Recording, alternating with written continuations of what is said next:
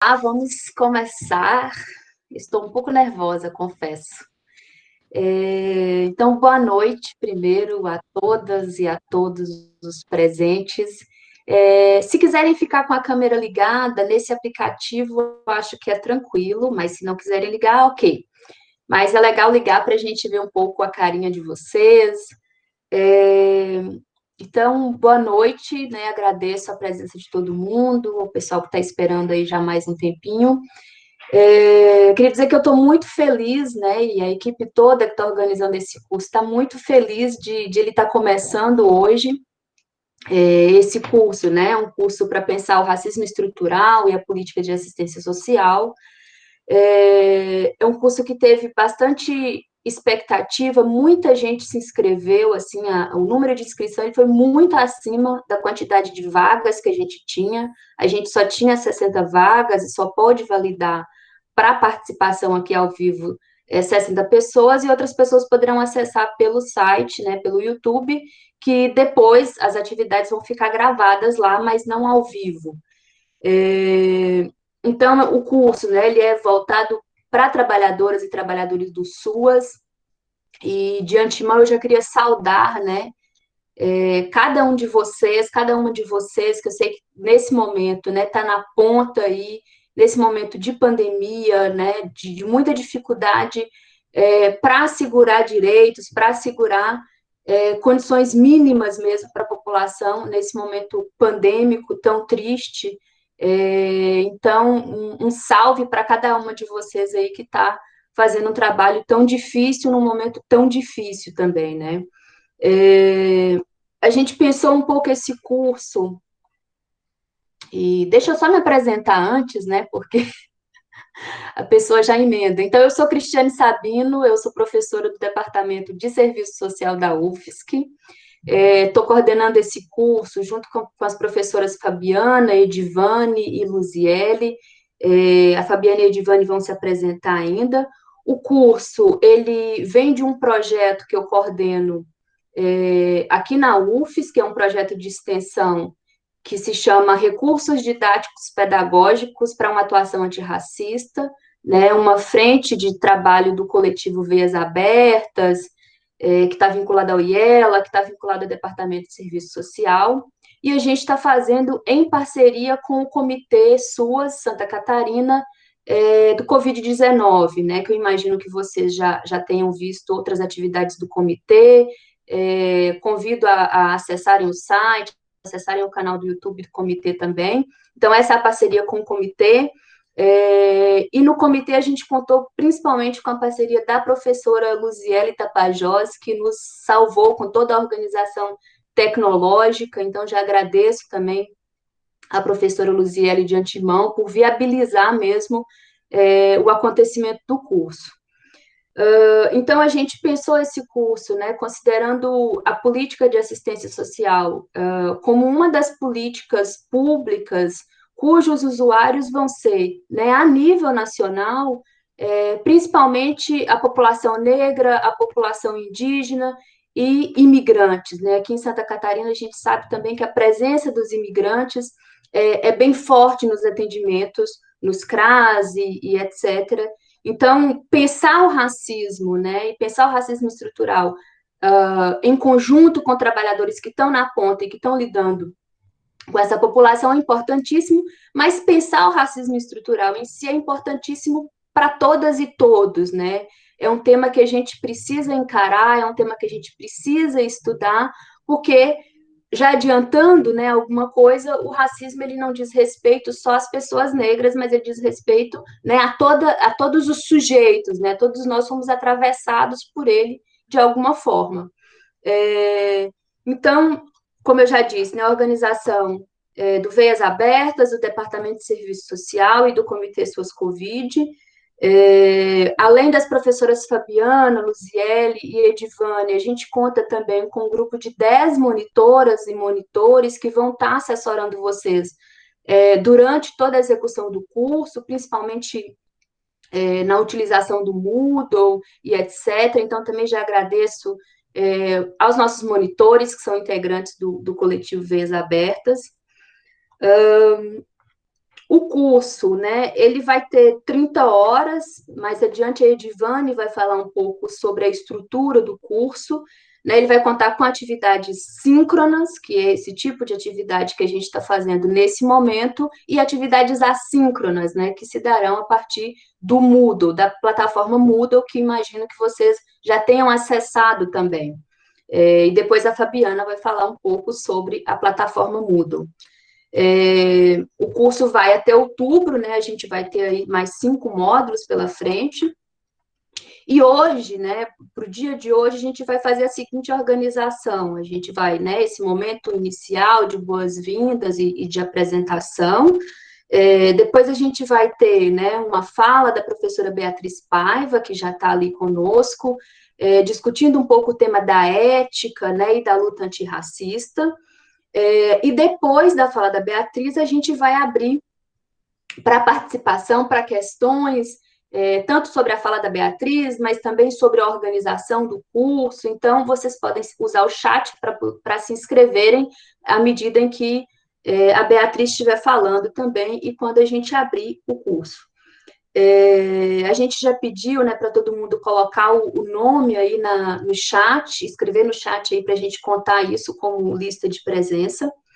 E antes de passar a palavra para a Edivane, que vai apresentar a estrutura do curso, eu queria só fazer uma observação de por que o curso ele não está sendo transmitido ao vivo nesse momento e de por que ele não tem um formato igual ao de outros cursos que a gente tem visto acontecendo, que são lives, né? São lives que são feitas no YouTube e as pessoas acessam essa live e tem uma formação a partir de ali. Inicialmente, a gente pensou em fazer essa formação presencial, né? Esse era o planejamento original que a gente tinha no Veias Abertas, né? No Coletivo Veias Abertas, e aí veio a pandemia e não foi possível fazer, né? Mas, graças à tecnologia, estamos aqui. Mas, mesmo assim, a gente optou por não fazer aberto, porque a gente pensou num processo pedagógico, né? Então, não é só uma live, é um curso, né, de 30 horas, que tem várias outras atividades, que tem uma carga de leitura e, sobretudo, que tem um processo pedagógico. Então, a gente, né, vai utilizar o Moodle para poder, né, fazer debates, para poder fazer discussões. A gente passou antes, durante a inscrição, um questionário, e depois a gente vai trabalhar um pouco também no processo de síntese com as respostas do questionário, né? E a gente quer ter essa relação mais próxima, né? Porque esse é um curso de formação que o principal objetivo era que a gente saia daqui com proposições, né? Então também a gente quer ouvir cada uma e cada um de vocês sobre como é que vocês lidam com racismo no cotidiano de trabalho, né? Como é que vocês elaboram estratégias para enfrentar, para que a gente possa ter uma construção coletiva de estratégias e, ao final, né, o último módulo é um módulo de síntese, e ao final a gente quer ter também um material, uma cartilha, ou um material com um formato que vocês possam acessar depois e ver depois, então, que seja um compartilhamento. E aí não dá para fazer esse momento de compartilhamento com o Brasil inteiro, né? Infelizmente, e por isso a gente restringiu a turma, né, a 60 vagas, o que é bastante gente, e por isso não serão aulas ao vivo, né? Depois elas vão ficar disponibilizadas no YouTube, inclusive para quem está aqui, se quiser rever, etc., vai estar lá. E as atividades no Moodle, elas também são parte desse processo pedagógico e são obrigatórias. Então, é isso. Sejam bem-vindas e bem-vindos. Estou muito feliz, né, por a gente estar aqui hoje. Vou passar a palavra para a professora Edivane, que vai também colocar algumas coisas para a gente. Obrigada. Olá, pessoal, boa noite. Me ouvem? Sim? Tá. Esse é o novo processo, né, que essa via digital nos traz, né? Tá me ouvindo? Estão me vendo? Enfim, né? Infelizmente, como a Cris disse, a gente gostaria que um momento como esse, desse curso, com uma temática tão importante, fosse presencial, e a gente não teria essas questões, né? mas, enfim, a condição que a conjuntura nos coloca é outra, né? E a gente vai ter que lidar com ela da melhor maneira que for possível, né? Mas também, por outro lado, o fato de a gente estar fazendo essa atividade dessa maneira remota, online, possibilita que pessoas que talvez não tivessem condição de estarem, né, em Florianópolis, pessoas de todo o estado pudessem participar. E a gente observou que a gente tem pessoas do estado todo, colegas, né, que atuam na política de assistência social do estado todo, e isso nos deixou muito felizes. Então, quero reafirmar a nossa dia com essa proposta, com a receptividade dessa proposta, desejar boas-vindas a todos e que vocês aproveitem da melhor maneira possível, né, essa oportunidade. Me coube aqui nesse momento de apresentação passar um pouquinho para vocês de como vai se estruturar esse curso. A gente pensou, então, em 6 momentos, né? Obviamente que uma temática como essa e um debate como esse não se esgotam nisso, mas que vocês possam sair desse processo de formação, desse curso, com um conhecimento minimamente introdutório, né? E que vocês também tenham, a partir disso, indicações para poderem buscar aprofundamento em relação à temática, em relação a esse debate, e, enfim, que isso possa movimentar os espaços de trabalho de vocês, que possa trazer dentro do cotidiano profissional, na materialidade concreta do dia a dia de vocês, modificações, né? Então, acho que a gente pensou um pouco dentro dessa perspectiva. Então, como a Cris já que me antecedeu já colocou, vão ser 6 momentos, né? O primeiro é esse que nós estamos aqui hoje nos apresentando o curso. Vamos ter uma fala inicial com a professora Beatriz, falando dessa questão da luta antirracista, da perspectiva, da ética, né, de tudo que engloba, né, quando a gente pensar essa temática, esse debate, né, dentro da política de assistência social. Nós teremos, na sequência, 4 módulos de conteúdo, tá? 4 módulos de conteúdo. Todos esses 4 módulos, eles têm atividades síncronas e atividades assíncronas, né? Essas também são palavras desse momento que a gente está vivendo, dessas lives, dessas discussões, desses cursos à distância, né? Síncronas são atividades como essa que a gente está fazendo hoje, onde a gente vai estar aqui presencialmente, assistindo, podendo debater, discutindo, né?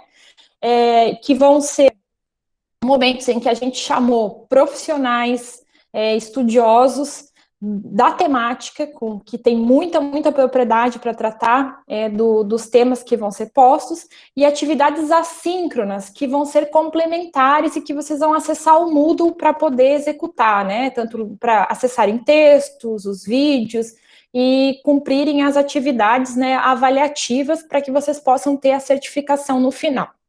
O primeiro módulo de conteúdo que nós vamos ter, ele tem como tema racismo estrutural e formação sócio-histórica do Brasil.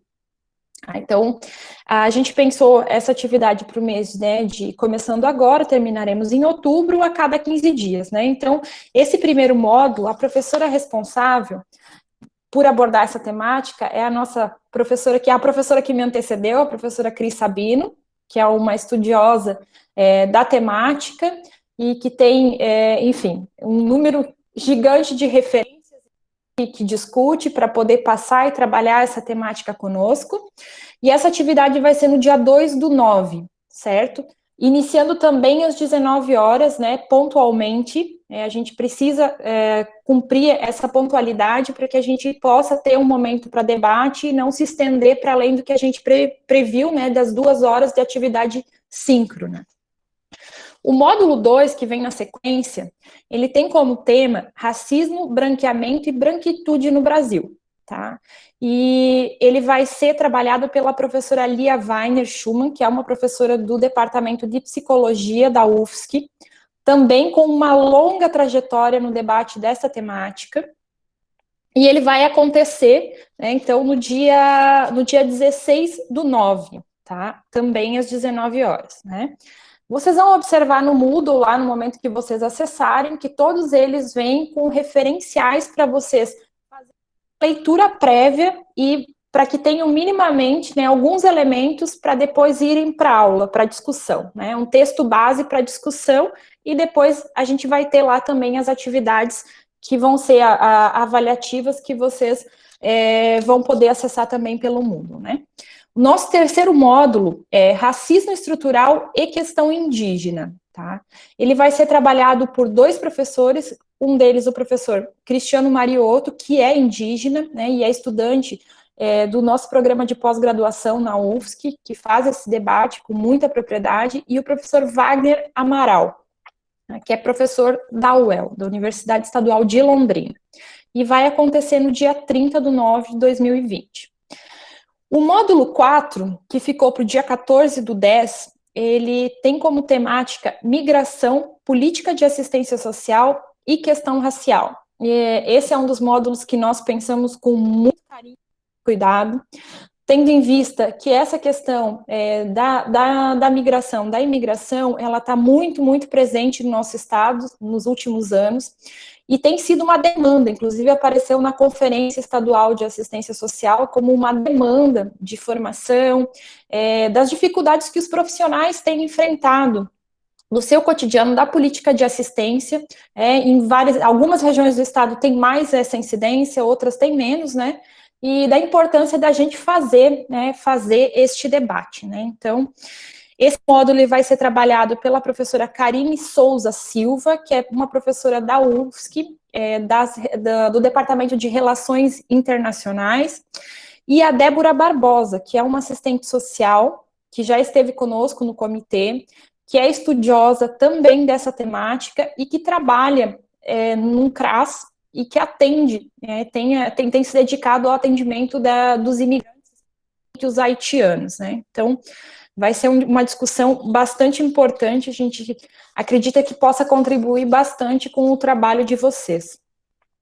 E, por fim, né, nós vamos ter uma atividade de avaliação e encerramento, que vai acontecer, está prevista para o dia 28/10, que é quando a gente vai poder, depois de todos esses módulos de conteúdo, fazer uma discussão mais próxima entre a gente, que é essa proposta da gente fazer esse curso fechado, né, e para ver que tipo de síntese nós tiramos desse processo de formação, né, o que isso nos agregou, fazer um debate mais qualificado nesse sentido, tá? Enfim, eu acho que seria mais ou menos isso, não sei se contemplei o que a gente tinha combinado aí, meninas, também não quero me avançar muito, dá para falar muita coisa, mas a gente tem que ser mais breve nesse primeiro momento, né? Na sequência, a professora Fabiana vai falar um pouquinho sobre o acesso ao Moodle, que vai nos auxiliar nesse processo de formação, né? No acesso aos textos, aos materiais, às atividades assíncronas, né? E que vocês precisam estar, enfim, inteirados, né, para poder fazer essas atividades, fazer esse acesso, né? Então, é isso, né? Voltamos a nos falar nos próximos encontros, sejam todos bem-vindos e aproveitem esse momento. Ok, valeu, Eide. Pessoal, eu sou professora da UFSC, coordenadora, uma das coordenadoras deste curso, junto com as minhas parceiras aí, professora Luziele, Edivane e Cristiane. Me orgulho muito de ter essa turma comigo, trabalhando, uma galera de uma energia muito bacana, gente. E eu acho que esse curso tem que ter essa energia, é isso que a gente quer trocar via online, né? Aquilo que é possível fazer nesse momento de pandemia. A gente está muito feliz de estar começando esse trabalho, é um desafio para nós a questão da metodologia que a gente vai usar, não era isso que a gente tinha pensado, né? Mas a realidade nos obrigou a usar essa metodologia à distância, e aí vamos tentar fazer o melhor possível para que a gente tenha interação e troca entre nós. E nós teremos, então, 2 espaços para esses momentos. O momento síncrono, que é esse momento aqui online, onde vocês poderão, inclusive, falar, abrir os seus microfones, poderão se expressar quando os professores convidados estiverem fazendo suas falas. E nós teremos os momentos assíncronos, que estão previstos lá no Moodle, certo? Para você ter acesso ao Moodle, as pessoas precisam fazer, que não tem relação com a Universidade Federal de Santa Catarina, precisam fazer o seu cadastro para ter o seu ID UFSC. A gente encaminhou por e-mail um link, e as pessoas têm que entrar nesse link e preencher o seu cadastro. algumas pessoas não fizeram esse cadastro. Ao não fazer esse cadastro, você passa a não ser inscrito mais no programa, porque você tinha um prazo. Esse e-mail, quando foi enviado, foi colocado o prazo de até o dia 17 de agosto, domingo, que todos deveriam fazer seu cadastro.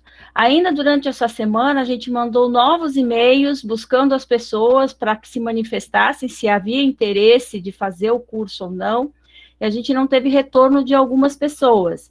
Então, se você não conseguiu fazer o seu cadastro no ID UFSC, você não vai ter acesso ao Moodle, você só terá acesso a esse momento assíncrono, né? Que aí vocês terão uma atividade disponível, como a professora Cristiane já falou, pelo YouTube. E é importante que vocês estejam com todos os dados corretos, porque é de lá, desse sistema, que vai sair a emissão do próprio certificado de vocês. Se tiver algum erro, ele tem problema, ele não consegue emitir. Outra coisa, a gente tem alguns casos aqui que são alunos e são egressos e que estão com problemas no seu cadastro. Ou e-mail errado, ou algum dado, alguma informação incorreta. Nesses casos, quando você é egresso ou aluno, você precisa entrar em contato com o DAI, que é o local, o setor responsável ao apoio aos estudantes, né? É onde eles vão ver o que está acontecendo com o seu cadastro.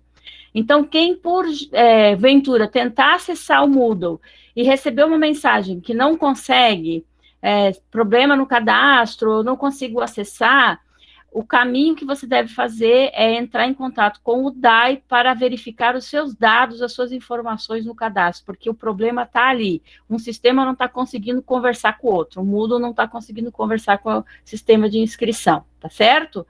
E qualquer dúvida que vocês tenham, que não consigam fazer esse cadastro, por gentileza, nos mandem, então, um e-mail, né? Podem mandar um e-mail no e-mail do curso, né, aquele que a gente mandou para vocês, pode mandar para ele, que a gente vai tomar as providências e as orientações necessárias para que vocês regularizem a inscrição junto à universidade, ok? Bom, o uso do Moodle, eu não sei se todos estão familiarizados, mas conforme os módulos vão acontecendo, então hoje vocês estão, estudantes, vocês estão visualizando o módulo de apresentação. Vocês não estão conseguindo visualizar o restante dos módulos que a professora Edivânia apresentou, porque a gente vai liberando conforme o curso vai avançando. Então, a partir de hoje, depois no módulo de apresentação, vocês terão já acesso ao primeiro módulo, né, que tem como tema o racismo estrutural e a formação sociohistórica, aonde vocês terão acesso às leituras, aos textos, e todo o material que está disponível no módulo para vocês estudarem, assistirem, e tudo aquilo que preparar vocês para o encontro, ok? Qualquer dúvida, a gente colocou na apresentação, no Moodle, os nossos contatos, né? Vocês têm os e-mails dos professores e o e-mail também do curso, que a gente vai dar aí toda a assessoria e todo o acompanhamento necessário para vocês. No mais, é desejar que esse curso venha trazer inquietações, porque respostas a gente tem que construir junto. E nós temos muita coisa para desconstruir nesse processo. Talvez seja mais desconstruir do que construir, né? Desconstruir para depois reconstruir de novo. Então, esse é um momento especial e que a gente deseja que todos aqui tenham um bom proveito e uma oportunidade excelente. A começar pela nossa queridíssima professora Beatriz Paiva, para quem eu passo a palavra e ela pode começar aí a sua fala. Obrigada. Obrigada, Fábio. Obrigada, Fábio. Obrigada a todos. Saudações, boa noite a todo mundo. Vocês querem que eu já comece, assim, oficialmente, bem bonitinho? Já está na minha hora? Eu tenho 30 minutos, não é isso? Sim, Bia. Agora eu acho que sim, né? Tu pode se apresentar. Você vai ter aí, né, 30 30 até 40 minutos, agora são 19h31, para a gente ter uma horinha aí para debate. Então, isso, né? Depois a Beatriz vai falar, vocês podem colocar as questões no chat ou se inscreverem no chat, né? Coloca ali, me inscrevo no chat, para depois que a Beatriz terminar a fala dela, a gente abrir para as questões, né? Então é isso, bora lá, que o tempo hoje. Então, boa noite a todo mundo. Eu sou professora Beatriz Paiva, também sou professora do Departamento de Serviço Social da UFSC, e tenho uma trajetória de pesquisa que mescla um pouco o debate sobre a assistência, sobre a ética, isso até a América Latina chegar na minha vida. Mas, então, eu, como professora do departamento, eu estou aqui e também integrante do Vias Abertas, que é um espaço de pesquisa nosso junto ao Instituto Latino-Americano, que eu estou mais diretamente vinculada junto com a Cris. Eu venho aqui hoje também para participar desse momento, mas muito mais numa perspectiva de que a gente possa inaugurar um tempo novo de reflexão dentro daquilo que a gente desenha na política de assistência social, que é pensar o sujeito de direito dessa política pública e as lutas que ele porta, para além daquilo que a própria política demanda do ponto de vista da sua organização como um serviço, como um direito. Eu gostaria de saudar, então, vou começar a minha fala, gostaria de saudar a todos e a todos nessa aula, considerando que esse é um momento de crescimento e de intercâmbio de saberes, né, de dúvidas, e sabendo também que cada troca nossa nesse momento é um anúncio de um potencial crescimento, né? Então, mesmo nesse tempo pandêmico, confuso, dolorido, atravessado de perdas, de medo, de despedidas, nós ainda podemos encontrar uma pausa para a reflexão crítica e para o aprendizado. Eu tenho certeza que serão muitas e importantes pausas fecundas nesse curso, né? Vendo a programação que as professoras planejaram. E eu queria desejar que esse processo de formação continuada para os trabalhadores e trabalhadoras que atuam no SUAS seja um momento bastante satisfatório para todos vocês, né? Eu me coloco como parte desse processo, porque acompanho como professora do departamento, e eu queria dizer que ele foi preparado com muito carinho. Então, eu queria também dizer meu muito obrigada à professora Cristiane, à professora Fabiana, à professora Edivânia, à professora Luziele, e através delas também a todos os monitores, o grupo organizador desse curso, por esse espaço generoso de troca, nessa temática que atravessa a minha vida profissional, né? E ela não atravessa só a minha como pesquisadora ou professora, ela atravessa a vida profissional de todo trabalhador social, seja consciente ou inconscientemente. O dilema da ética e do racismo, ele está presente no nosso cotidiano. Então, e na medida em que atravessa, né, todos nós não estamos, felizmente, isentos nem da ética, quanto mais da luta antirracista agora. Então, com esse tema, né, a ética profissional e a luta antirracista, eu inicio, então, a nossa reflexão com uma pergunta, né, que seria: qual é o lugar e o tempo da luta antirracista num projeto ético e num projeto profissional? E também no interior das demandas de uma política pública. Eu diria que o tempo é hoje, né? O tempo é sempre. E o lugar da luta antirracista é um lugar decisivo, central e essencial. E como o próprio da ética, não se trata de uma formação abstrata, de cunho moral, valorativo, remetido no campo das escolhas. Esse é o campo da moral, né? Sabemos que, no campo da moral, as escolhas subjetivas, elas são atravessadas por valores e contravalores, conceitos e preconceitos, que são decorrentes, em certa medida, das nossas escolhas, mas elas também obedecem a percursos individuais que vêm da nossa formação, e eles também têm uma dimensão inconsciente, eles estão registrados na formação dos nossos valores, independente, muitas vezes, das nossas escolhas. Isso, então, ele tem um lugar que é o lugar que a gente pode dizer que é o lugar da subjetividade, né? O Adolfo Sánchez Vázquez, ele faz essa distinção. Mas o campo da ética é diferente, né? O campo da ética, embora não esteja dissociado do campo da moral, ele é distinto. Cada indivíduo, cada um de nós, e aí a gente está tratando objetivamente de um trabalhador especializado da política de assistência social. Eu me coloco nesse papel como pesquisadora dessa área. Cada um de nós, cada indivíduo está impelido, por força dos seus compromissos públicos, profissionais e políticos, a se filiar, a se vincular a valores éticos, portadores de força emancipatória. Todo o arcabouço legal do direito à assistência social e das profissões a ela vinculadas assume uma posição de defesa de direitos universais, de defesa da igualdade, de defesa da liberdade, que nos filia obrigatoriamente ao campo da ética com base nesses valores emancipatórios.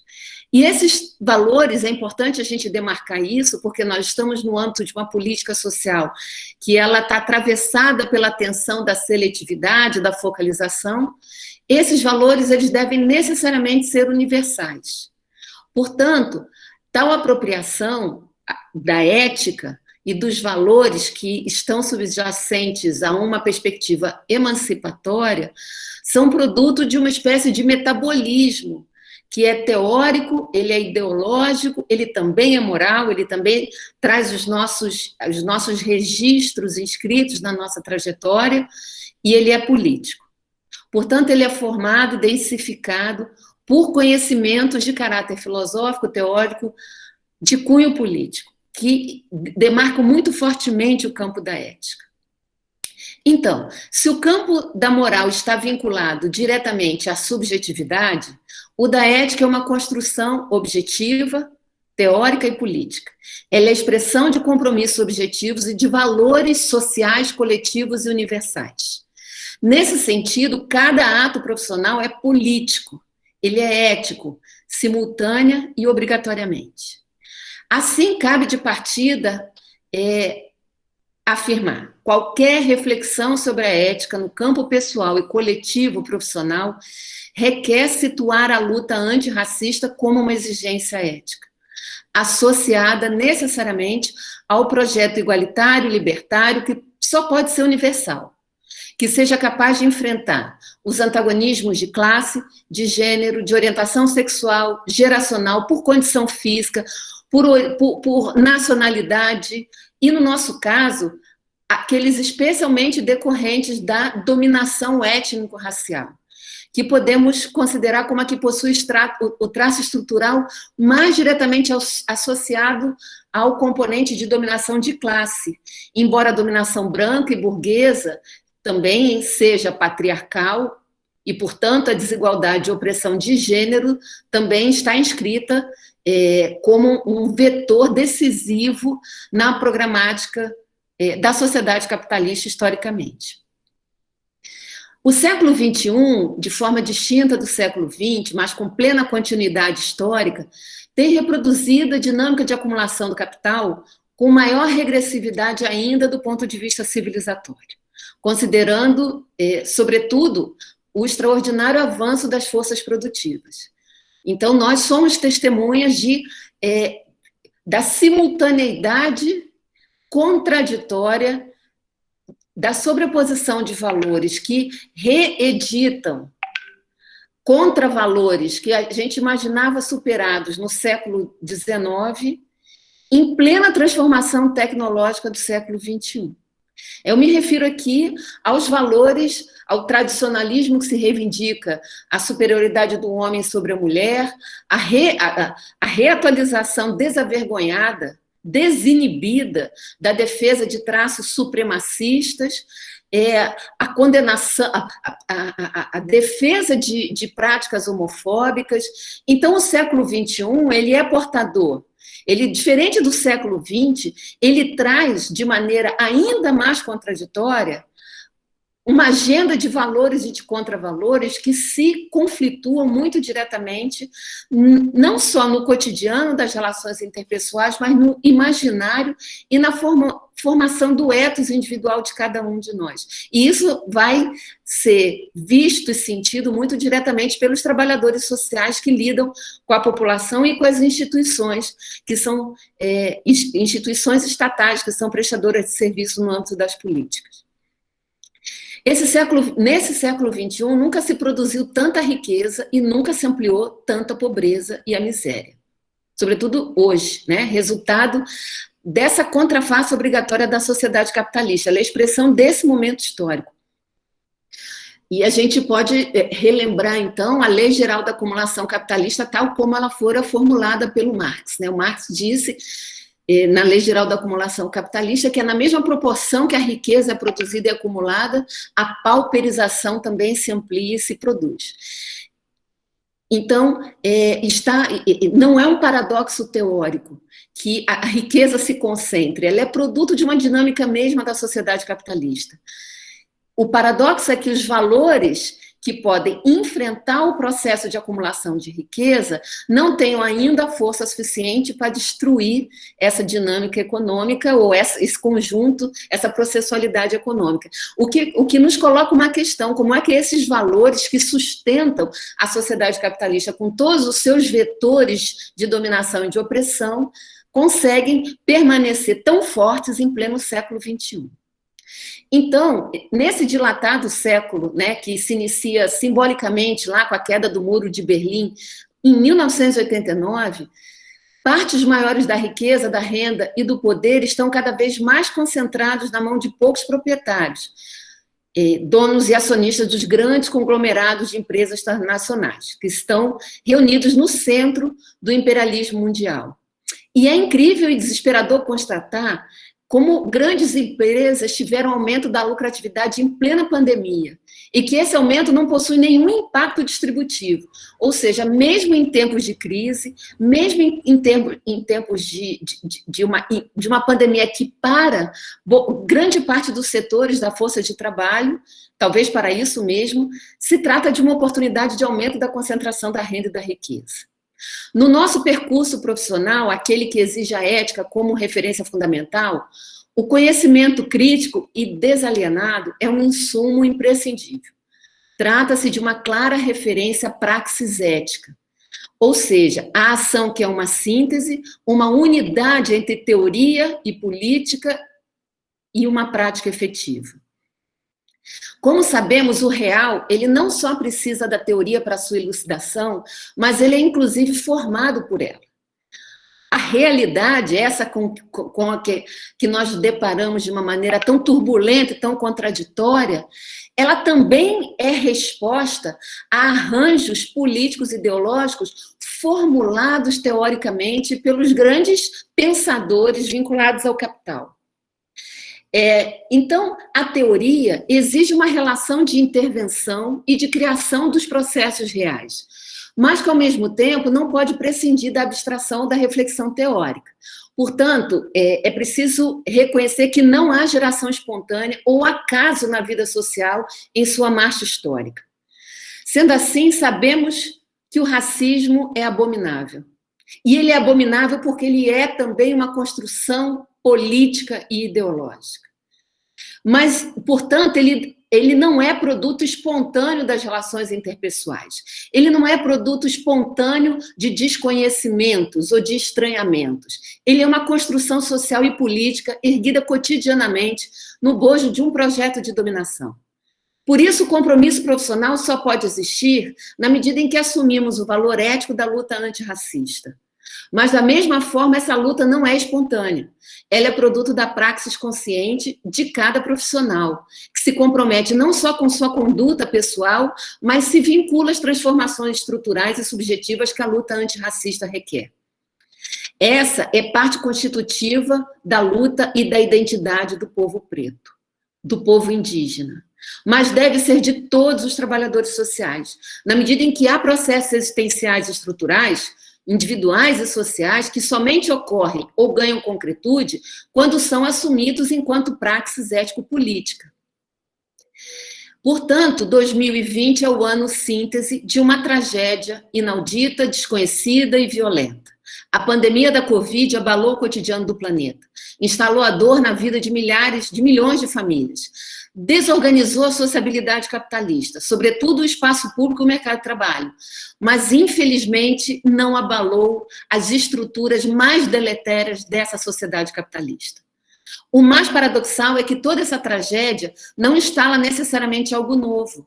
As populações que são sujeitos de direitos da política de assistência social vivem sobre esse signo: violência, angústia, trabalho superexplorado, desigualdade, pobreza, preconceito.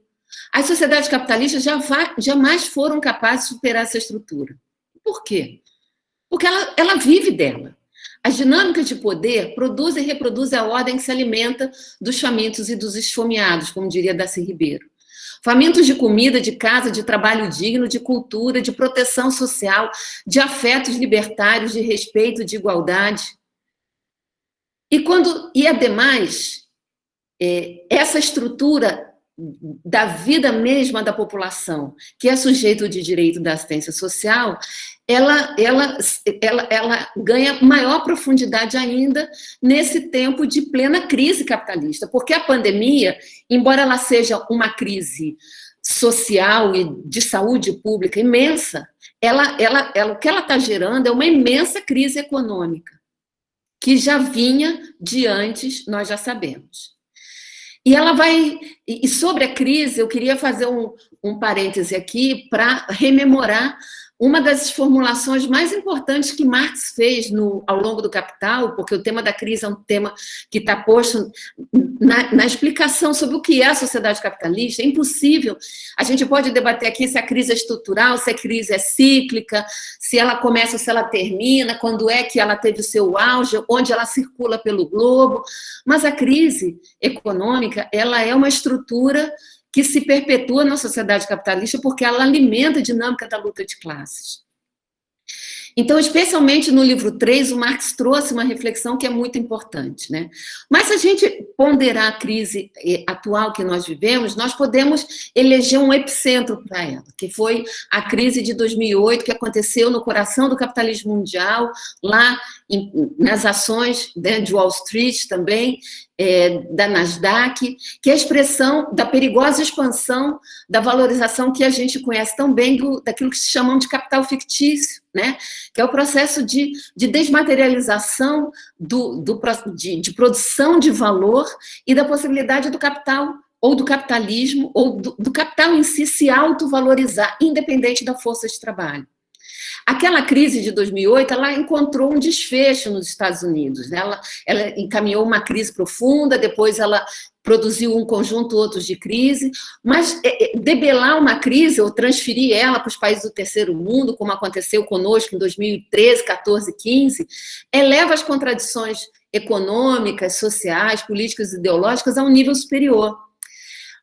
Transformando, né, e transferindo de forma massiva, não só para países periféricos da dinâmica do capital, mas também para os trabalhadores estadunidenses, o prejuízo que foi gerado lá nos cassinos das empresas financeiras, que expandiram ainda mais os custos para o globo todo. Então, veja, de um lado, uma crise econômica profunda no capitalismo, de outro lado, a crise produzida recentemente pela pandemia de coronavírus e, ao mesmo tempo, uma ofensiva capitalista que vem desde o século XX, desde a década de 90, contra os direitos da classe trabalhadora.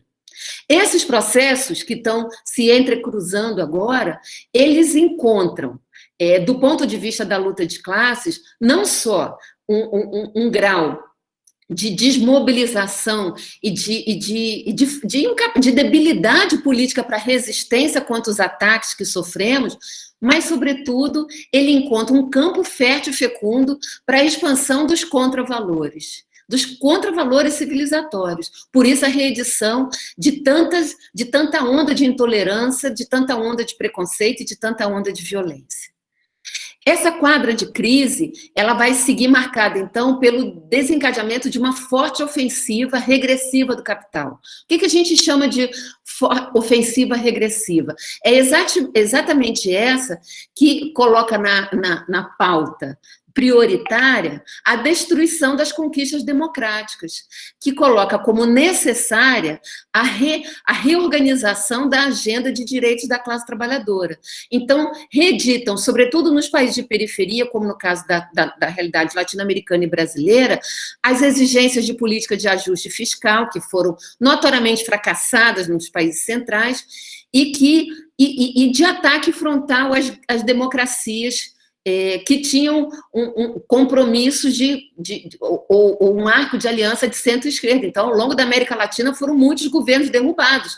E aqui nós vimos como o golpe jurídico parlamentar midiático destituiu o governo Dilma Rousseff, e que permitiu que o governo que a sucedeu fizesse rapidamente um conjunto de transformações do ponto de vista do direito ao trabalho, do ponto de vista do financiamento das políticas sociais, como a emenda constitucional 60 a 65,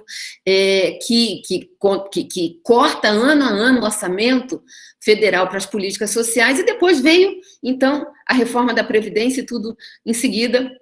O que se deseja muito fortemente é a destruição do direito do funcionalismo público com a reforma administrativa. Essas medidas, elas vêm acompanhadas de conflito de alta tensão, que são alimentados desde do Departamento de Estado em Washington e que vai atingindo como uma espécie de guerra híbrida muitos países pelo mundo. A Venezuela, a reedição das medidas de restrição do comércio com Cuba, a guerra xenófoba contra a China, os ataques que foram feitos nos países do norte da África e na Ásia. Então, são intervenções que não dispensam o realinhamento e a ofensiva politicamente suave, como gostam de classificar, mas que são duramente militarizadas, na verdade.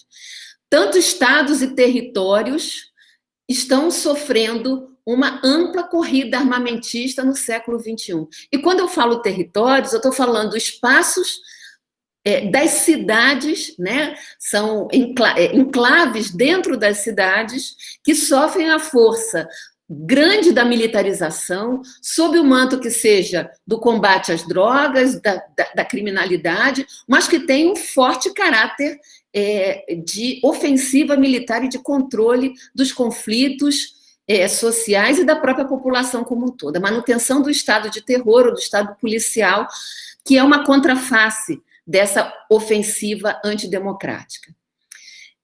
Por isso que o orçamento, por exemplo, a gente pode pegar como observatório a proposta de orçamento para 2021, que pela primeira vez tem um volume de recursos para os ministérios militares que ultrapassam em muito os orçamentos da política de educação e de saúde. E esse fenômeno é um fenômeno que não é específico da realidade brasileira. Os governos conservadores de ultradireita, como no caso do governo Bolsonaro do Brasil, têm recorrido fortemente não só a medidas antidemocráticas do ponto de vista da legislação social, mas medidas antidemocráticas do ponto de vista da própria garantia dos direitos individuais.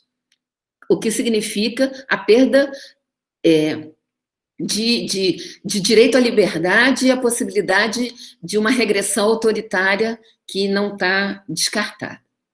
Veja, eu estou fazendo esse panorama rápido para mostrar que nós estamos enfrentando uma crise civilizatória, cujas contradições elas estão saturadas, elevando imensamente o contingente humano que vive e sobrevive abaixo da reprodução social.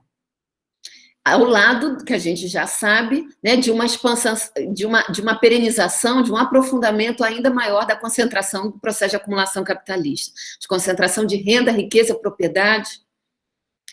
Então, de novo, eu faço referência aqui a Marx, né, chamando a atenção de como ele é atual na compreensão sobre as crises cíclicas que são ditadas por aquilo que ele chama de queda tendencial na taxa de lucro. Sempre que o capitalismo ele encontra limites à sua expansão, que cai a taxa média de lucro, crises econômicas elas são desencadeadas num deslocamento proposital da riqueza de setores e de territórios de um para o outro. Então, esse painel de crise que a gente está vivendo, ela mostra ela apresenta um painel substantivo de transformações e de exaurimento das possibilidades civilizatórias da ordem do capital. E isso é algo que o José Paulo Neto, professor importante da área de serviço social, nos mostra. Ele diz assim: em todos os níveis da vida social, a ordem tardia do capital não tem mais condições de propiciar quaisquer alternativas progressistas para as massas trabalhadoras e mesmo para a humanidade. E ele ainda diz, né, ele retoma alguns traços resumidos desse painel histórico, esse do esgotamento da possibilidade de traços progressistas para o conjunto da classe trabalhadora, que ele chama de quase uma encruzilhada, e eu vou mais uma vez ler uma citação dele aqui. Ele diz assim: todos os fenômenos e processos em curso na ordem do capital nos últimos 25, 30 anos, ele estava falando isso, né, na primeira década do século XXI, então já podemos botar mais 10 anos aí, ele se dá através de complexas redes e sistemas de mediação, que exige investigações determinadas e concretas para a sua identificação e a compreensão da sua complicada articulação. Estão vinculados a essa transformação substantiva. Eles afetam a totalidade das instâncias constitutivas da vida social em escala planetária. Consequentemente, é largo o leque de fenômenos contemporâneos que indicam o exaurimento das possibilidades civilizatórias da ordem tardia do capital. Ou, para dizê-lo de outro modo, para atestar que essa ordem só oferece contemporaneamente soluções barbarizantes para a vida social.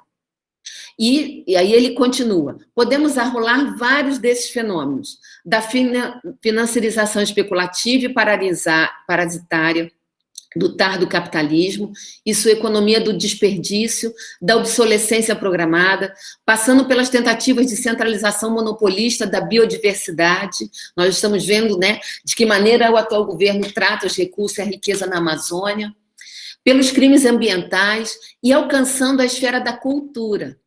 E eu queria fazer um registro muito especial sobre essa dimensão, porque a esfera da cultura e da ética, elas estão mescladas para nós, elas são simbiotizadas. Aqui, jamais a decadência ideológica estudada por Lukács atingiu tal grau de profundidade, e a manipulação das consciências pela mídia atingiu tal magnitude, com todas as consequências no plano político imediato. O Zé Paulo escreveu esse texto em 2012, a referência está aqui, depois eu vou passar para vocês, mas o que ele está chamando a atenção é algo que 10 anos depois nós estamos vendo com muito mais clareza, que é, de fato, que a crise do capital, ela tem produzido na esfera da cultura e, portanto, na esfera dos valores, e que tem uma atuação da mídia muito importante, a manipulação das consciências no grau ainda mais forte do que anteriormente. Então, o que se imagina é que com a internet, com as mídias sociais, com as redes, o acesso à informação, ela produziria um maior grau de consciência sobre a realidade. O que nós estamos vendo é aquilo que o Zé Paulo, inspirado em Lukács, retoma, que é uma maior decadência ideológica, quer dizer, uma maior criação, não de teorias explicativas sobre o real ou deciframento do real, mas um conjunto poderoso de mecanismos culturais, morais, valorativos, político-ideológicos, para exatamente ocultar o real e para criar versões mistificadas, falseadas dessa realidade. Esse quadro histórico que hoje é nosso cotidiano nos assombra. Ele desalenta, mas ele é o que temos, ele é a nossa realidade. E é importante a gente se dar conta que ele é uma realidade, ele não é só uma realidade macro-social, ele não está escrito do ponto de vista dos grandes projetos societários, descolada do dia a dia da população. Esses fenômenos contemporâneos, que indicam o exaurimento da ordem capitalista, está nos poros mesmo da vida dos trabalhadores e das trabalhadoras. Está nos poros mesmo da nossa vida como profissional, como docente, como pesquisador, como profissional da assistência social. Ele está na nossa existência, nos nossos afetos, na nossa luta política, no nosso trabalho. Quem não está atingido por esses fenômenos? Todos nós estamos. Quais regiões do mundo não vivem o impacto das migrações em massa de refugiados da guerra, ou do racismo e xenofobia, ou do desemprego, da desproteção dos idosos, da morte por doenças curáveis, do adoecimento mental grave, da ausência de terra, de moradia, da violência do narcotráfico, do encarceramento arbitrário da juventude, sobretudo de jovens negros, da falta de cultura, de educação libertadoras, do endividamento das famílias, da fome, da violência sexista, trans e homofóbica, e da desmaterialização das responsabilidades estatais. Como diz o professor Paulo Neto, elas afetam a totalidade das instâncias constitutivas da vida social. Nessa perspectiva, o real ele não é uma representação.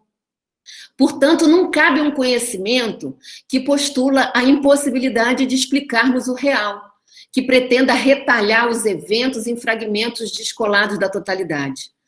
O mundo não é a expressão incognoscível de fatos e de acontecimentos aleatórios, que o conhecimento científico não pode aprender, senão pela sua imediata manifestação, baseada numa fragmentação que obscurece qualquer possibilidade de deciframento das contradições da realidade.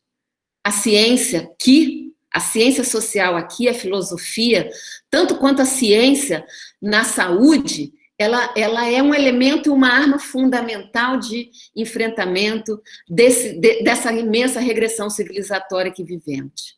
Assim, precisamos de um conhecimento teórico que não cancele a totalidade histórica, que não refute a razão crítica, que não tema a imensa responsabilidade de incidir sobre o mundo com compromissos humanamente libertadores e emancipatórios, mas que seja capaz de assimilar e de ampliar as perspectivas novas que expressem sujeitos e agendas de luta de segmentos sociais não hegemônicos, de forma a permitir o que realmente ganha a potência transformadora que as contradições precisam.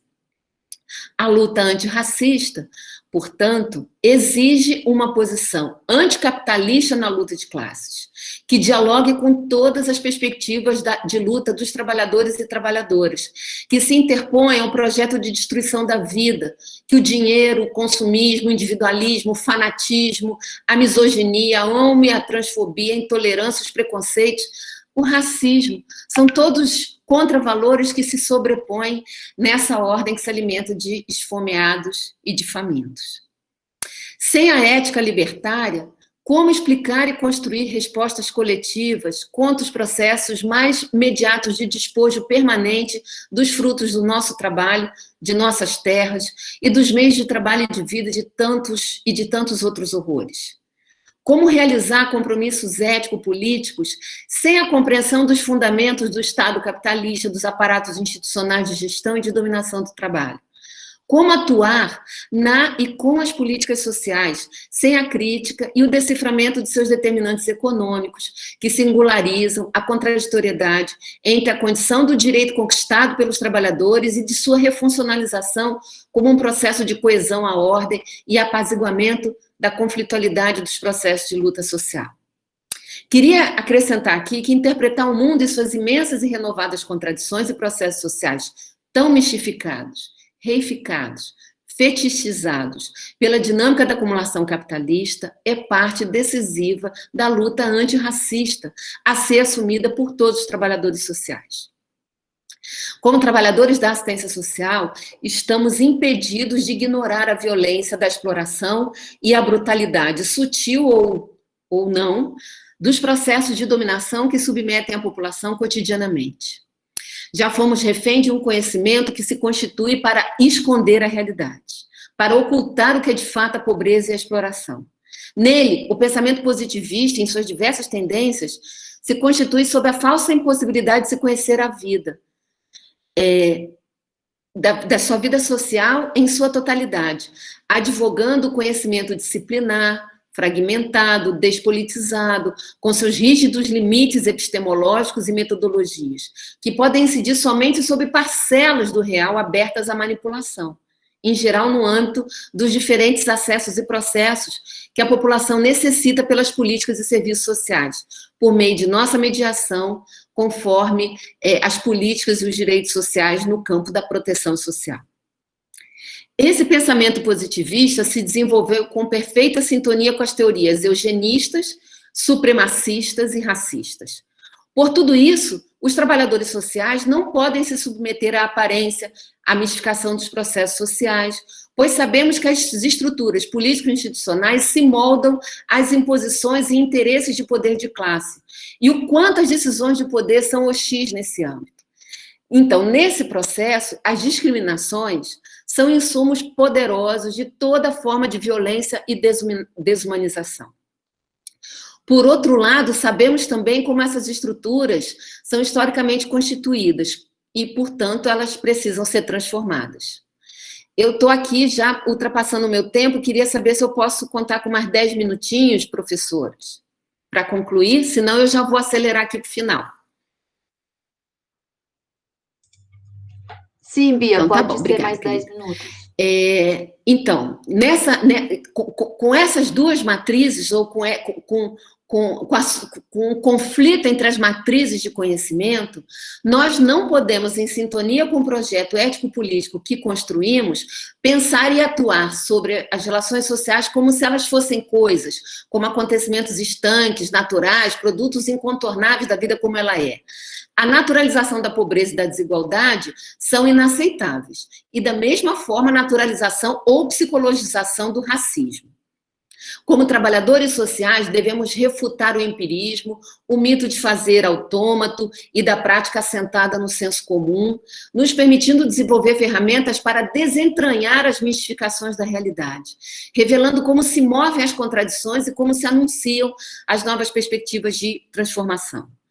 Sendo assim, não cabe exercer o nosso trabalho no acesso à garantia dos direitos e serviços socioassistenciais como um rito burocrático esvaziado de tensão ideológica e política, sem conhecer a realidade criticamente, imaginando que a realidade é a nossa matéria-prima, ou imaginando que sabemos tudo, ou o que é pior, que não precisamos saber, porque basta seguir as rotinas e metodologias já definidas pelas estruturas institucionais. A realidade não é nossa matéria-prima, ela não é cognoscível aparentemente, ela só é compreensível ao nível da praxis transformadora, ela só é compreensível pela superação do conhecimento aparente. Por mais que a aparência cotidiana nos aproxime e nos mantenha aprisionados a uma pseudo acomodação do sofrimento. As contradições e suas forças sedimentaram os conhecimentos que hoje fundamentam a construção do projeto ético-político dos trabalhadores. Então, estamos reivindicando uma reflexão singular, que se trata de um processo de formação para uma atuação antirracista. Assim, de forma análoga que refutamos o empirismo, temos que repelir o teoricismo, porque ele é incapaz de alimentar as reais expressões da contraditoriedade, das dinâmicas sociais e dos processos mentais que sustentam a nossa ação profissional. Vou falar rapidamente aqui sobre ele, vou ter que pular porque o tempo está acabando. Eu gostaria de exemplificar mostrando como esses processos mentais de cariz positivista ainda atuam de forma mistificadora e deletéria para a população e para os trabalhadores sociais.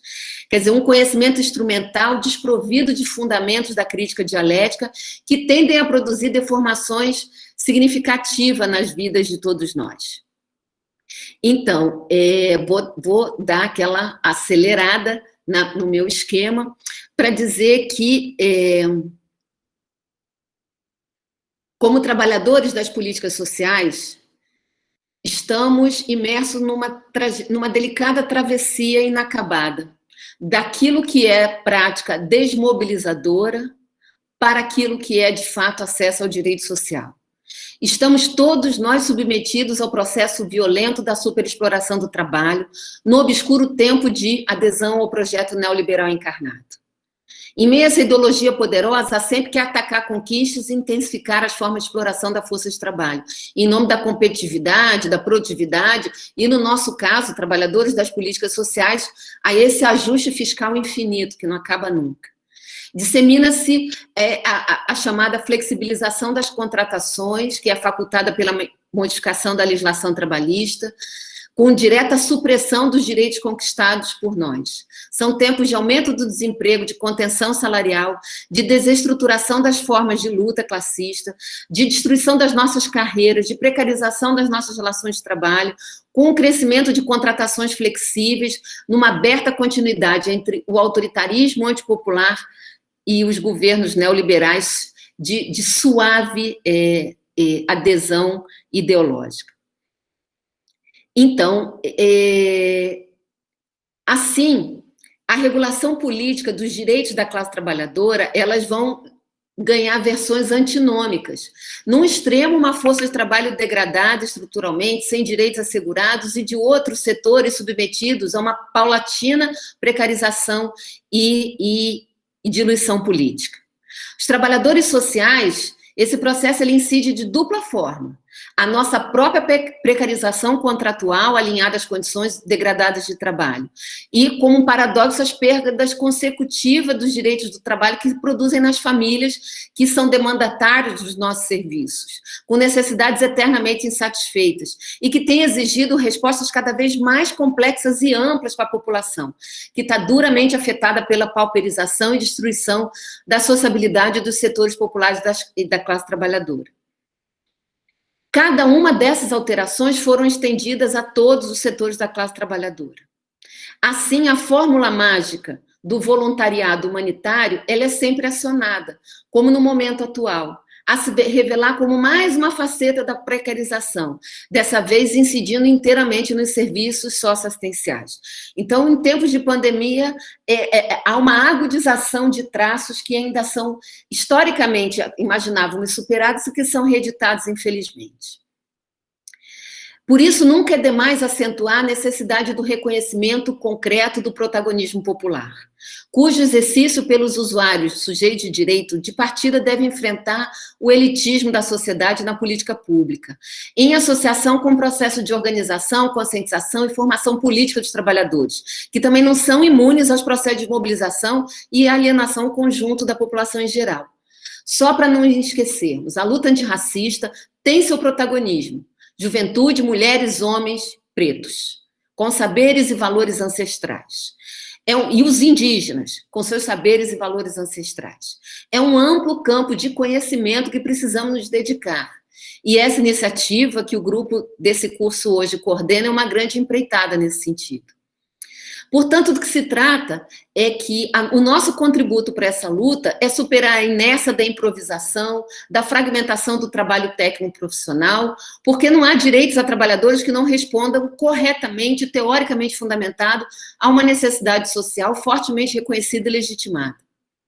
Portanto, é a teoria como praxis, que é a unidade dialética entre o objetivo e o subjetivo, a mediação pela qual a classe se torna em si para si, que permite superar o dilema paralisante e puramente moralista do capitalismo, que acabam por reproduzir as visões conservadoras de que o nosso horizonte é a mudança subjetiva, moral e espiritual dos indivíduos, como contributo possível para a justiça social. Desse jeito, ela não virá, ao contrário. A luta antirracista deve ser uma potência teórico-crítica, capaz de denunciar a sociedade capitalista que vivemos em suas mais diferentes relações constitutivas, propugnando sua transformação e superação, nos municiando de conhecimento e convicções éticas para a luta revolucionária pela sociedade dos produtores livres e associados, libertos da tirania do capital, da exploração do trabalho, do seu domínio sobre a propriedade dos meios de produção e da terra, da dominação e opressão de classe, etnia, gênero e todas as demais. Eu tenho me valido da ética como princípio formativo para muito além das obrigações e referências reunidas no Código de Ética, que ele é fundamental, mas ele não é suficiente. Portanto, por meio da praxis ético-política é que se nutre a luta antirracista para os trabalhadores sociais, descobrindo imenso e precioso potencial teórico e político, que deve incidir criticamente sobre o cotidiano de trabalho de todos nós. A ética nos abastece para buscar a força emancipadora, libertária, criativa e aglutinadora do projeto anticapitalista da classe trabalhadora, que municia o vínculo entre o fazer profissional e a luta antirracista em termos da ação e da produção de conhecimentos críticos e de firmes posicionamentos de combate ao racismo.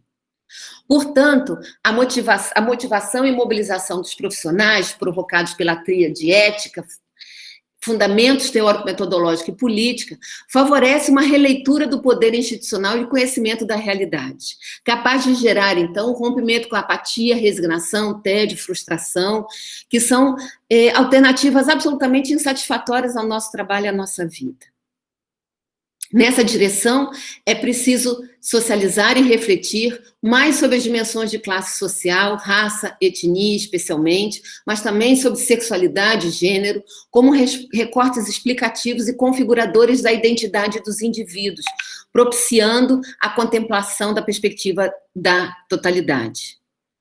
Por fim, reivindicar a unidade essencial entre a luta antirracista e a ética se reveste de profunda importância, pois ao forjarmos as nossas estratégias e compromissos, nos municia para a crítica contundente das contradições e mistificações que encobrem o real, e nos colocam diante do combate, nos coloca forte, diante e para o combate aos desvalores típicos da ordem burguesa, como o preconceito, o individualismo, o utilitarismo, o egoísmo, a ganância, a mediocridade, a competitividade exacerbada, o ceticismo, a naturalização da violência, a exploração e a conivência com a desigualdade. Bell Hooks é uma referência fundamental na construção do conhecimento que critica radicalmente o conhecimento branco, seja feminista ou não. Mas ela não descarta em hipótese nenhuma a importância da teoria. Aprendemos com Hooks que, especialmente, as mulheres negras precisam teorizar e subverter o feminismo branco, o patriarcado e o racismo epistêmico dominante. Já que, para a autora, a prática envolve o processo de teorização. Assim ela diz: nós, mulheres negras, sem qualquer outro institucionalizado que possamos discriminar, explorar ou oprimir, muitas vezes temos uma experiência de vida que desafia diretamente a estrutura social sexista, classista e racista vigente, e a ideologia concomitante a ela. Essa experiência pode moldar nossa consciência de tal maneira que nossa visão de mundo seja diferente da de quem tem um grau de privilégio, mesmo que relativo, dentro do sistema existente.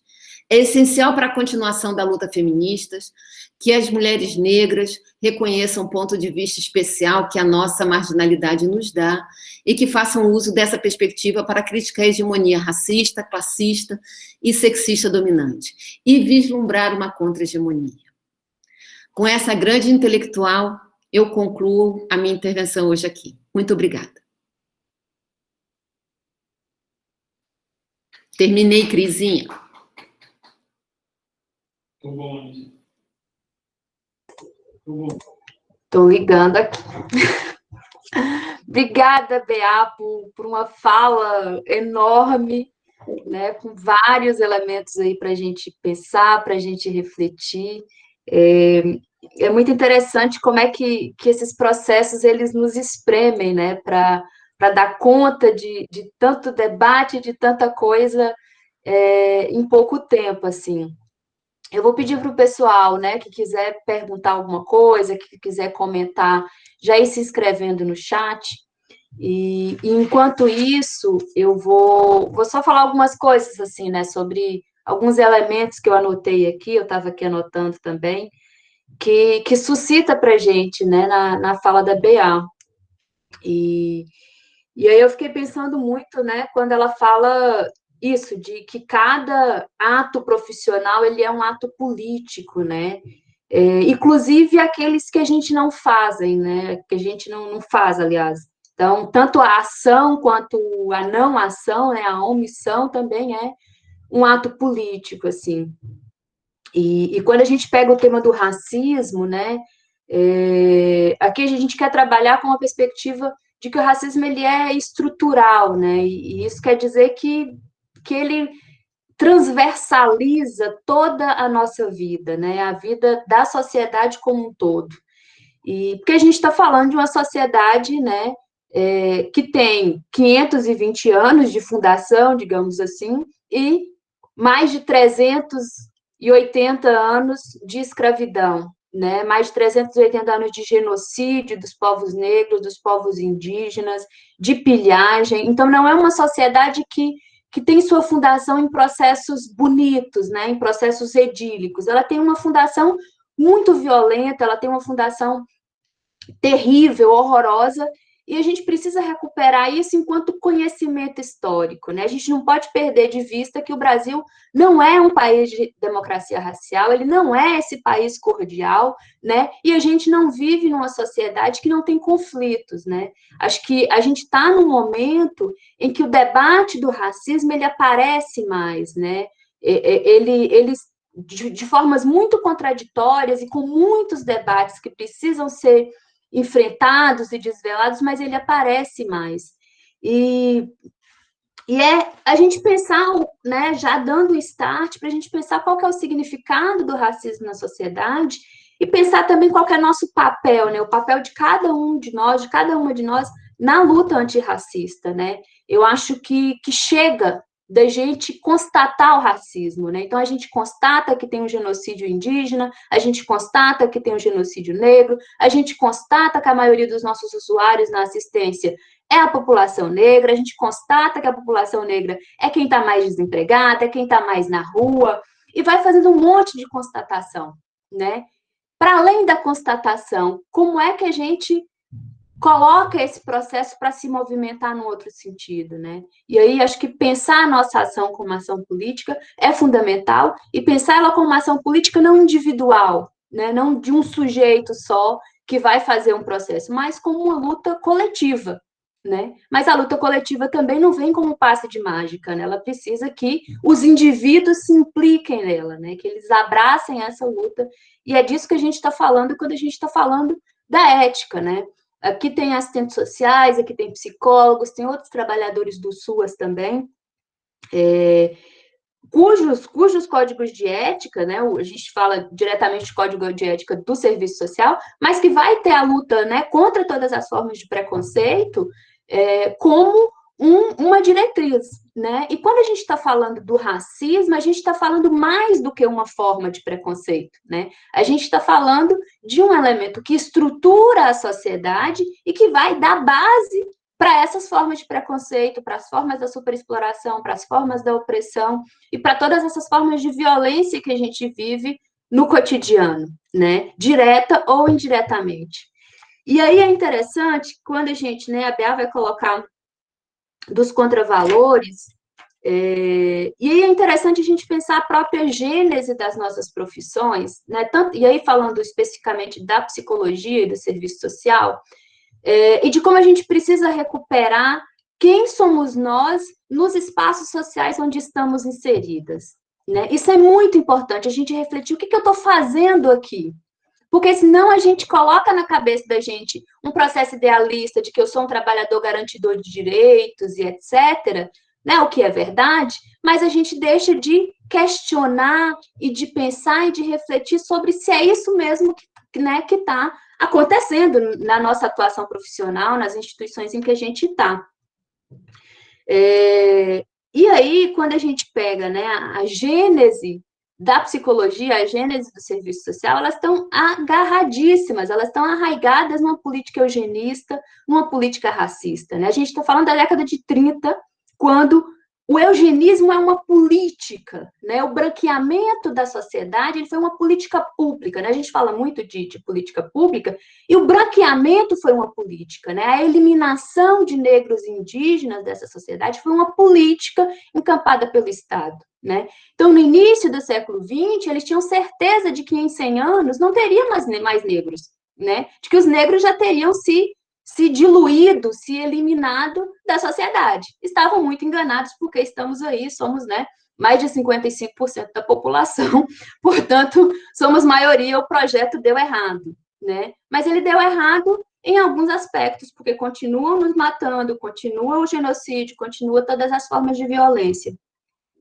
E aí a Bea traz muitos elementos da crise estrutural do capital e de como ela reacende, né, formas históricas de conservadorismo, de como o capital ele se retroalimenta dessas desigualdades. Isso é muito importante para a gente, que é assistente social, mas para todos os trabalhadores das políticas públicas, para os psicólogos e para a gente como sujeito que vive nessa sociedade miserável, né?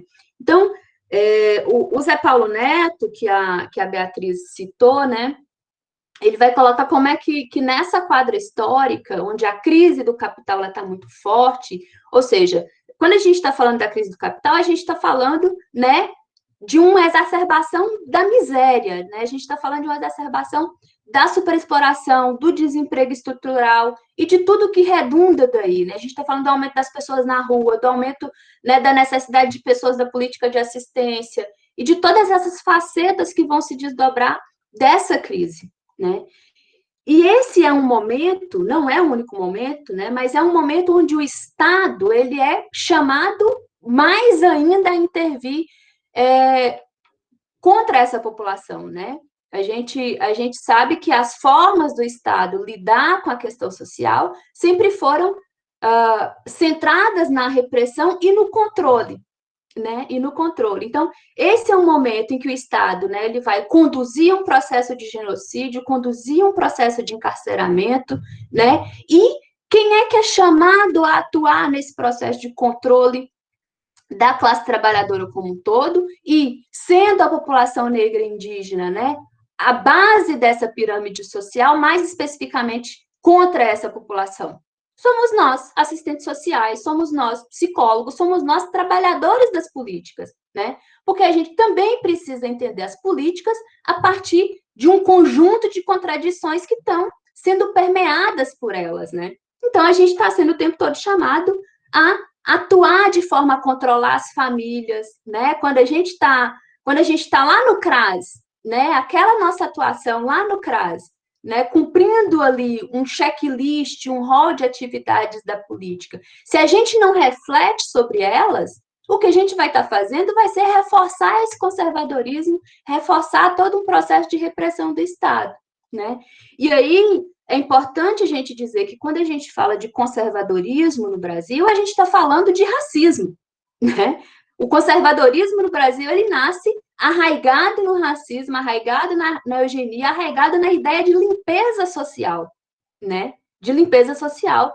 E aí, é nesse bojo que a gente está inserido. Então, a gente precisa pensar muito, a gente precisa refletir muito, a gente precisa estudar muito para dar conta de perceber isso no nosso cotidiano, né? Porque a gente tem uma formação que normaliza isso. A gente tem uma formação que normaliza que pessoas negras e pessoas indígenas são inferiores. Então, a gente normaliza o fato de que a maioria das pessoas que chegam com fome ou que chegam sem casa e etc., são pessoas negras e indígenas. A gente não pergunta, tá, mas por que são essas? Né?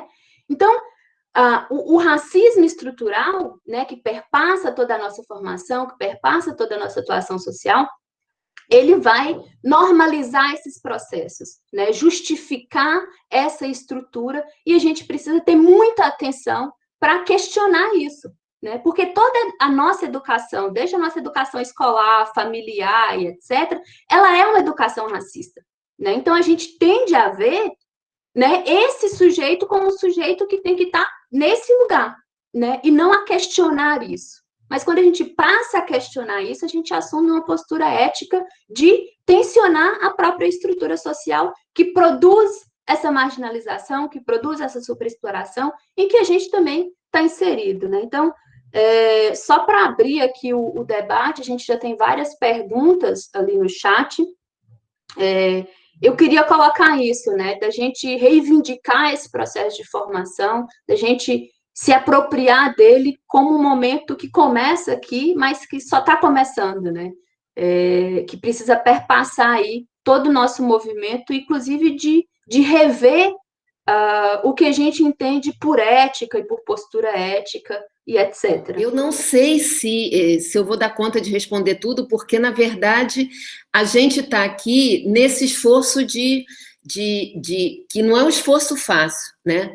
De compreensão do racismo estrutural, mas numa compreensão que seja teoricamente fundada, historicamente referenciada, e que não seja um fenômeno veja, o que eu estou querendo chamar a atenção? O racismo estrutural é essa força política organizadora das relações de exploração capitalista no Brasil, na América Latina e no mundo capitalista. É uma força organizadora. O racismo, ele afeta desde a estrutura das nações no período, né, lá no século XVI e XVII, a forma de extração de valor no mundo capitalista. Então, é claro que o Estado brasileiro é um Estado racista, é claro que as políticas sociais, se constituídas nesse registro da naturalização e da normalização das relações, elas contribuem diretamente para as dinâmicas racistas. Veja, um avanço fundamental que tivemos dentro das políticas sociais foi a política de cotas na educação e nos concursos de serviço público. Absolutamente fundamental. Mas a gente não teve cota, a gente não tem cota na assistência social. A gente não tem cota no acesso a um monte de outros programas sociais que deveriam ter cotas, sim, reparadoras do ponto de vista histórico. Acesso à terra, acesso à habitação, a própria questão do acesso ao trabalho. Gente, políticas que coíbam a desigualdade salarial. Então, são medidas que estão no campo da política social, que são respostas possíveis e necessárias ao enfrentamento desse racismo estrutural, mas que não ganharam ainda a ampla adesão do conjunto da sociedade. E nós sabemos o quão importante e decisiva elas são. Dentro da política de assistência social, a gente tem muito que caminhar para que ela rompa com com uma aceitação do combate ao racismo apenas por um ato de vontade, apenas pela minha boa vontade no trabalho ou no serviço que eu executo. Eu quis chamar a atenção para vocês, só que o espaço de 30 minutos é um espaço praticamente impossível para mim, mas eu quis chamar a atenção para vocês da diferença entre ética e moral, para que a gente entenda que, se do ponto de vista da moral, né, do espaço da formação subjetiva dos nossos valores, o racismo penetra de maneira que a gente pode considerar inconsciente, porque ele faz parte de uma estrutura ideológica de normalização e de naturalização da desigualdade. Portanto, as gerações e os seus percursos geracionais, elas não têm as ferramentas de percepção do racismo, como a Bell Hooks colocou, como as mulheres negras têm. Porque elas veem e elas sentem que ninguém é mais discriminado do que elas. De que todo mundo tem acesso a coisas mais do que elas. De que elas fazem muito mais do que qualquer outro segmento da população e sofrem e padecem muito mais do que qualquer outro segmento da população. Então, as mulheres negras sabem, elas têm um conhecimento, só que esse conhecimento é o conhecimento no plano da sua experiência de vida. Como é que a luta antirracista tem que fazer? Ela tem que produzir um outro tipo de conhecimento. A Bell Hooks fala isso, claro, enfrentando a episteme hegemônica dentro do marxismo também, enfrentando uma episteme que é machista, enfrentando uma episteme que é branca, que é europeia e que se pretende universal e que não pode ser universal, porque ela refuta as experiências sociais históricas de amplos segmentos da sociedade. Veja, se do ponto de vista da moral a gente tem um combate ao racismo do ponto de vista comportamental das nossas relações interpessoais, do ponto de vista da ação profissional, essa luta ela tem um componente ético, ou seja, ela tem um componente de praxis. Portanto, ela tem que ser imbuída de conhecimentos teórico-críticos. Elas têm que ser imbuídas de um plano de pesquisa, de investigação, de estudo, de reflexão e de formulação no âmbito das políticas sociais. Os serviços, eles têm que ser remodelados. Os benefícios, eles têm que ser remodelados. A nossa estratégia de trabalho, mais do que nunca, que nós sempre advogamos pelo protagonismo popular no desenho do acesso à política de assistência social, ele tem, e eu chamei a atenção disso na minha intervenção, dentro do protagonismo popular há o protagonismo das mulheres pretas. Um protagonismo que ele precisa desinstalar as estruturas burocráticas, tradicionais, que vão determinar as escolhas que fazemos, os dilemas, as escolhas dilemáticas que fazemos o tempo todo. Temos que, sim, pensar, refletir e produzir teoricamente sobre isso. Então, a luta antirracista, ela tem esses dois componentes. Elas têm um componente moral, subjetivo, interpessoal, dos nossos valores morais e do confronto que nós temos que produzir com os nossos contravalores permanentemente, mas ela tem uma dimensão ética, que é, como a Bell Hooks chama atenção, que é posta pelo desafio teórico de produzir conhecimento crítico, e um conhecimento transformador, e um conhecimento baseado em valores que são universais.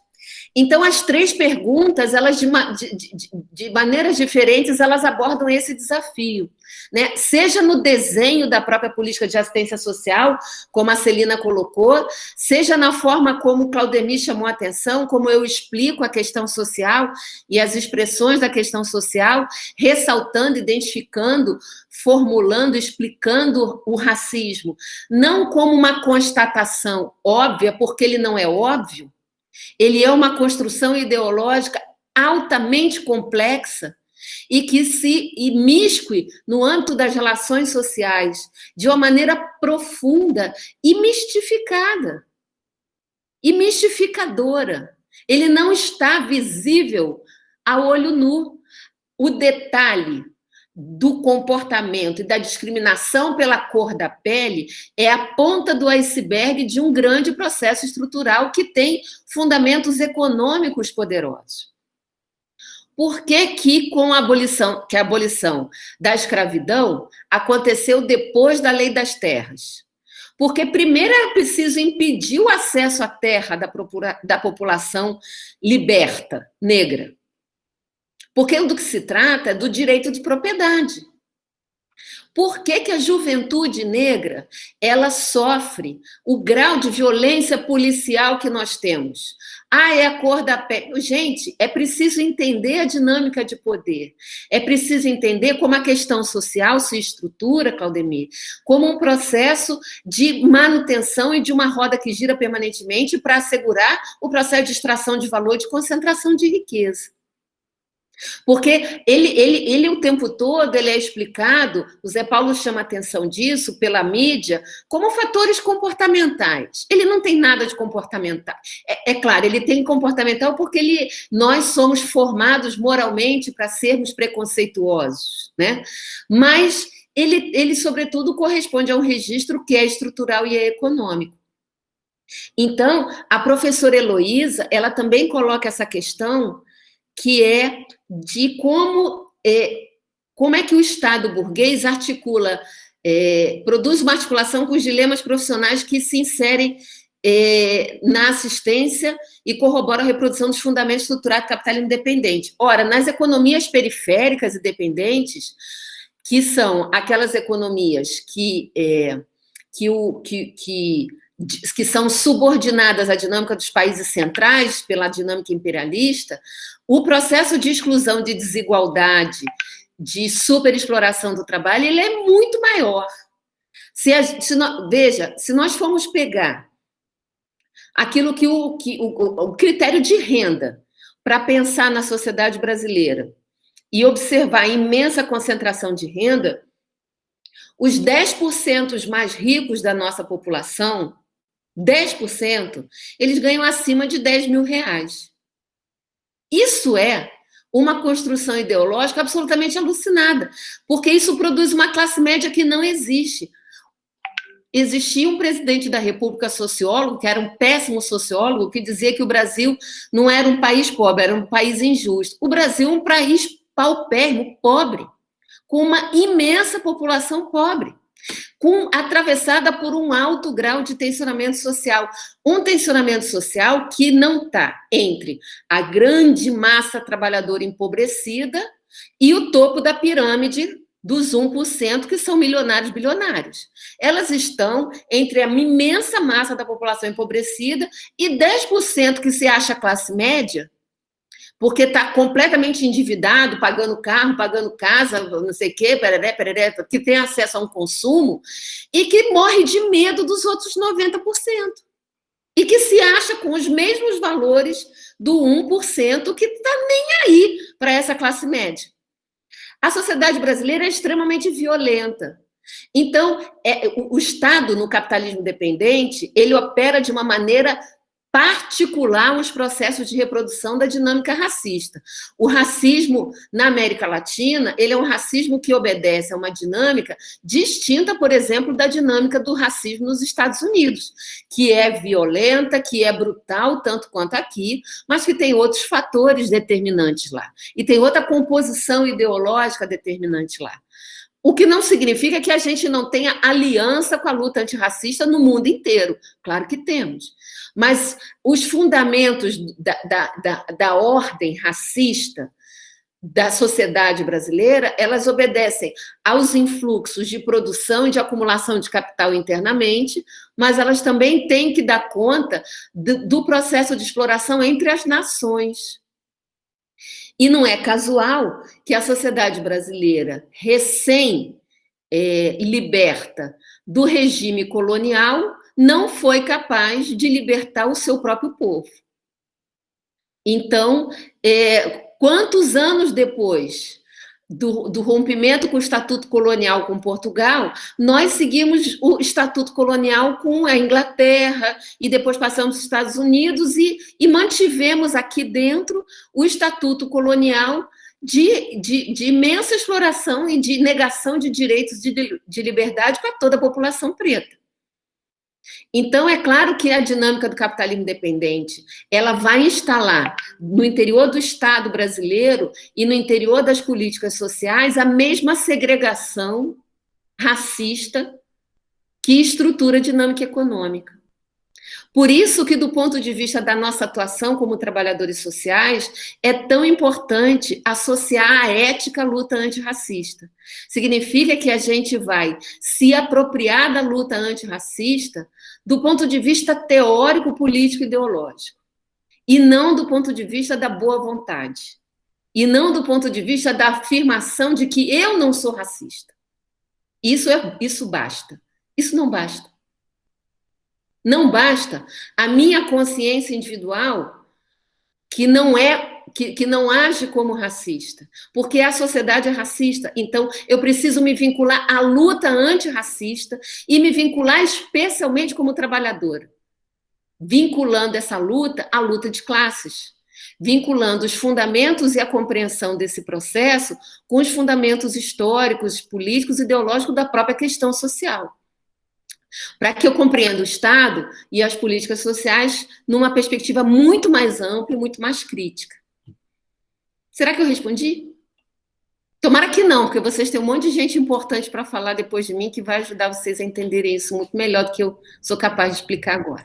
A ideia desse curso é essa, né? Que a gente consiga traçar caminhos e caminhos coletivos, assim. Eu acho que você traz na sua fala vários elementos que são importantes, inclusive desse engessamento, né, que grande parte dos profissionais sentem hoje, né? Muito, sentem meio como que sem esperança, como sem forma de atuação. E aí tem questões que a gente precisa se fazer, né? E eu vou terminar com essas questões.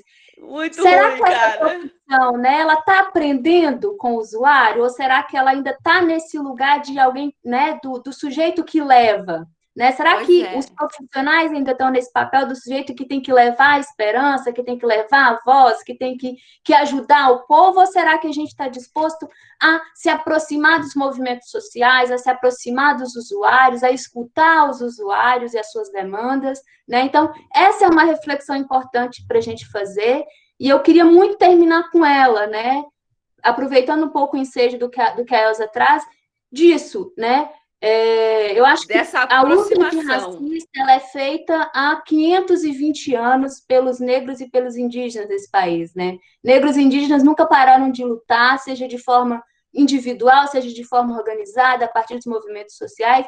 Essa luta ela é contínua, né? Quem se afastou das lutas, né, foram muitos profissionais, né, muitas instituições. Então, esse é o momento para a gente refletir e pensar que talvez a gente precisa, mais do que ensinar, mais do que levar, a gente precisa também escutar, a gente precisa aprender, a gente precisa, inclusive, isso que a Bea coloca, né, desconstruir muitas das perspectivas que a gente tem sobre o que é uma atuação social, né? Exatamente. Então, eu queria muito que a gente pensasse sobre isso. Por favor, comentem lá no nosso chat, no Moodle, né? Vamos continuar essa discussão lá, já vou botar essa questão lá para a gente pensar, ir comentando lá e debatendo.